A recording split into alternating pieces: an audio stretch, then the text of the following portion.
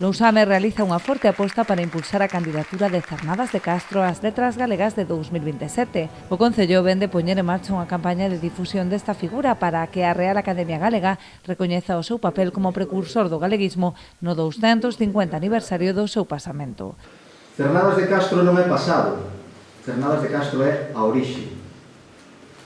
Porque en pleno século XVIII, nos séculos escuros, el defendía a Galicia. El defendía o galego, defendía a nosa identidade. Facía unha actitude heroica, porque el xa pensaba en Galicia cando casi Galicia xa estaba por pensar.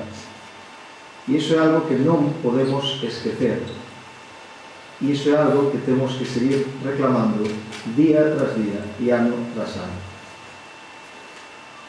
Hai nomes na historia que son recoñecidos e outros que continúan agardando ese recoñecemento.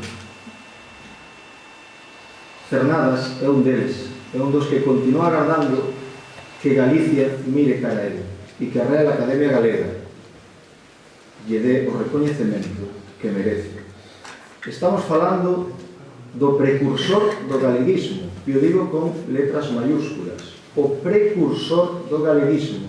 Outros viñeron despois que ele e fixeron un traballo memoriable, pero antes de todos estivo ele. E iso, na historia, ten que ter un lugar.